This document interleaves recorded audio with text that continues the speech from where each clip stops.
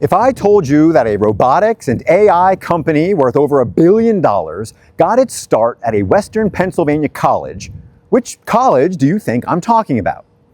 Well, for a lot of people, you probably don't think of Grove City College, which is where I, Joe Sinnott, am standing today amidst homecoming weekend activities. But alas, Grove City College is where 2013 alumnus Jake Loosararian began what would ultimately become Gecko Robotics, one of the sexiest, hottest companies in the world, and a unicorn company that, again, emerged out of Grove City College and Pittsburgh, where it is headquartered today. And here on the Energy Detox today, we're going to talk about the origins of Gecko Robotics. We're going to talk about the pretty remarkable story of Jake Loosararian, and we'll talk about the remarkable, unique story of Grove City College, and weave all examples from those three things into some lessons that you can use to mirror what it is Gecko Robotics does.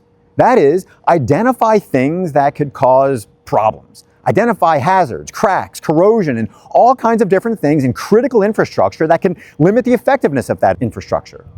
To do things to capture data that can extend the life of critical infrastructure, which impacts everybody around us. It impacts you and impacts me. And in fact, it impacts the world of oil and gas in particular. And today we're not talking about the physical attributes, of course, the physical AI, if you will, that Gecko Robotics does so well, but instead we're talking about figurative data, figurative analysis that can help you identify, again, those cracks in your leadership approach, the corrosion in your leadership and your communication that, again, can limit your effectiveness and, quite frankly, can limit your useful life as a leader. But to do all those things, I'm not going to continue doing it right here at Grove City College because my primary role today is not to record a leadership podcast, but instead to manage my 4 children so that my wife can actually enjoy her 20th reunion here. So with that, we're going to continue the conversation about an hour south, closer to Pittsburgh, where Gecko Robotics is headquartered, and again, lay out some practical tools, some real-world tools that you can use to discover those hidden cracks, the hidden corrosion, if you will, that again could be impacting your leadership abilities. And now that I am 45 miles south of Grove City, the kids are back in school, and my wife, I think, is continuing to bask in the afterglow of an enjoyable homecoming weekend, let's dive into those 3 themes that I alluded to in the opening, that being Gecko Robotics, Jake Loosararian, Gecko's CEO, and Grove City College, and in particular, Grove City's fierce independence. It's independence from federal funding and in turn the freedom that it is able to enjoy because of that. But let's start with Gecko Robotics. Let's start with, again, what it is that they do. Because ultimately what they do is collect data, collect insights that are otherwise unavailable. They go forth, or the robots go forth, and they collect, if not create, data that can then be used to paint a clear picture of what's going on with critical infrastructure so that people can take actions. And that's the goal today. That's the goal on all episodes of the Energy Detox, is to have actionable insights. And again, as I alluded to in the opening, Gecko Robotics prides itself on physical AI. We're talking about real, tangible infrastructure that needs to be examined. But that same idea applies just as much to these figurative concepts, the softer skills, if you will, communication, decision-making, leadership. Because at the end of the day, it's all about actions. Whether, again, we're talking physical or figurative concepts, it's all about taking action. So, what actions can you take to mirror what it is Gecko Robotics does? What actions can you take to mirror the robots that are going forth and collecting, if not creating, this data? Well, first actions that I can speak to are certainly what I do on a regular basis as an executive coach, because I go forth as a robot, if you will, go forth and actually collect data that wouldn't otherwise be there. And I do it, in fact, by, not being a robot, by having conversations, not just sending out a form for people to fill out, but having human conversations with stakeholders that allow me to go multiple levels deeper than, most other feedback approaches would. And again, that's exactly what Gecko does. They have sensors that go multiple levels deeper than just, the surface level inspections, but instead they can go forth and actually see what's going on with insulation or multiple levels of, again, physical layers that make up some sort of tank or infrastructure, pipeline, whatever structure is out there that needs to be inspected. But I'm not here to say you need to go forth and get a coach, of course. I'm here to say, what actions can you take today to actually send forth some robots? And one of those is to make sure that you do not allow yourself to have some false choice between anonymous data and transparent data. Because I see it so often where, again, people will say, well, you know what? I don't want to just send out some sort of anonymous form because, that got to take that data with a grain of salt.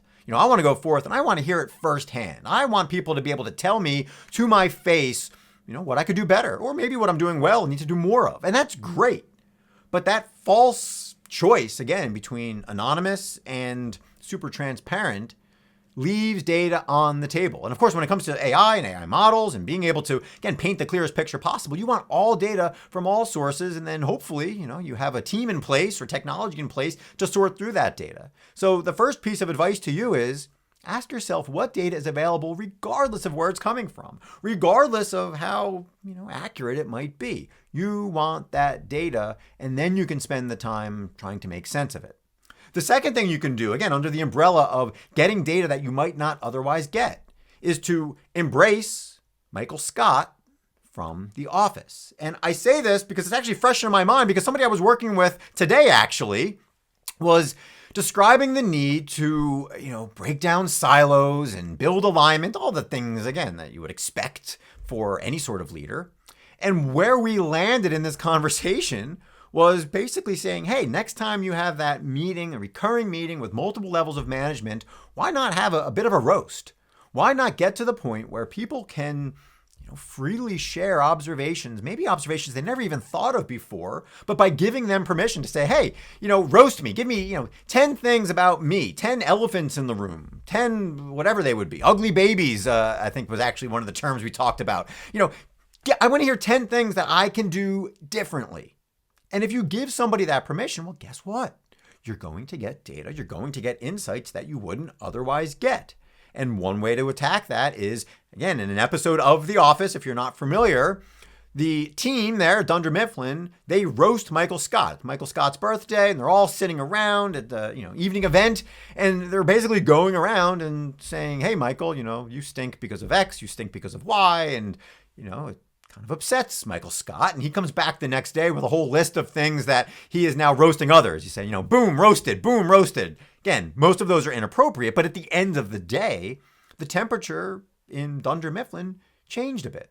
People's guards were down. They were laughing. And again, not necessarily recommending you take that path, but ask yourself how you can model this idea of roasting, giving other people the permission to roast you, and in turn, give you a chance to roast them or make it a little bit easier to address those elephants in the room, to call out things that, either you're holding on to and haven't shared, which is not ideal, but more significantly, to actually take the time to say, well, what else? What other small little thing that, again, could be catastrophic from an infrastructure standpoint can I share with that other individual? Now, that being said, I probably shouldn't be at least implying that there's any sort of parallels between Dunder Mifflin and The Office and Gecko Robotics, because I think from an interest standpoint, Gecko Robotics had something like 40,000 applicants for its last round of interns, and they accepted 0.1% of that or some obscene number. So again, I think a lot more people are probably clamoring to work for Gecko Robotics than The Office. But again, it remains to be seen that when you take a fresh approach, a non-robotic approach, if you will, to leadership and to feedback, it's going to attract people. It's going to make people, want to work for you. So that's the encouragement today. Where else can you get this data? And I guess one other thing I'll throw out there in terms of, hey, where can you find this extra data? Don't be afraid to bring non-professional people into the mix. Again, as a coach, when I'm having those conversations, I have conversations with spouses. I have conversations with friends and other family members. It's not uncommon for me to have a conversation about a leader, even though the ultimate goals are primarily professional in nature. It's not uncommon for me to go forth and to hunt for those things that might be hidden in their personal lives. So I encourage you to do the exact same thing. How can you unlock that data? That being said, let's transition to the second theme here, and that is Jake Loosararian, the head of Gecko Robotics. Again, person who was given an assignment as an electrical engineering student with his fellow electrical engineers there at Grove City College back in 2012 to design a robot that can go forth and basically perform some inspections that were traditionally being done by a human being. And in addition to the safety benefits of this robot, ultimately, Jake said, hey, there could be a whole business behind this, right? Well, wrong, at least in the eyes of a lot of people that Jake was sharing this with. When he said, hey, maybe we can turn this into a business, and these are Jake's words, he said, people were saying, there's no effing way. It's not going to work. There's no effing way that this is going to work. But it did. And the lesson here isn't as much about perseverance, which Jake had to do. It's not as much about overcoming obstacles, which Jake had to do. It's not about him having to, sleep at various facilities and find places to sleep at friends' apartments or whatever just to get by because, he didn't have the money to actually, keep things going for much longer. That's great. That's a great story. But more significantly, it was Jake not just hearing, hey, that's not going to work. It was him saying, yeah, but what are the odds? What if it did work? What are the odds that it would work? And then what's the upside if it does? It's that small twist to say, hey, let's look at this not as a black and white, this is going to work or it's not going to work. Jake looked at it statistically. He looked at it from an engineering standpoint and said, well, if it does work, even if it's in this, seemingly small at the time, although we're finding much bigger niche of infrastructure and inspections, well, again, what if it did? And of course, the outcome now is, again, a company that's valued at over $1 billion. But the lesson for you is when you get feedback, and again, we're talking about feedback today. When you get feedback that is in essence the whole, this isn't effing going to work, ask yourself, well, what if it did? Ask the other person, well, what if it did? And this works for behaviors too.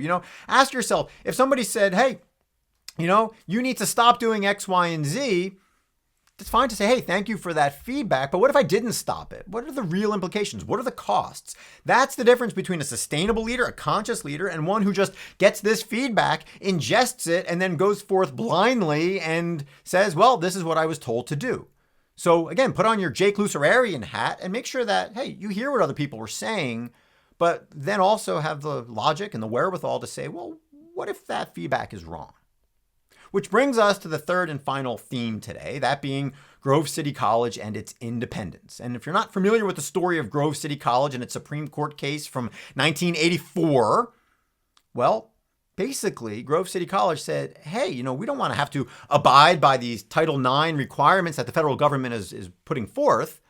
But the Supreme Court case, which Grove City lost, basically said, well, no, if you're accepting this money, Pell Grants and all these different things, then no, you do have to abide by it, which caused Grove City to say, well, fine, then we're out. We're not going to take any money. And that's where they stand today.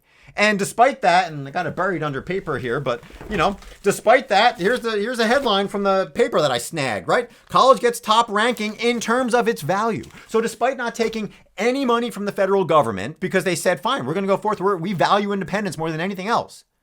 Well, now guess what? The cost of Grove City is about half of what a typical college would be. And the value is through the roof. They're consistently ranked number 1, 2, 3 in different regions in terms of value.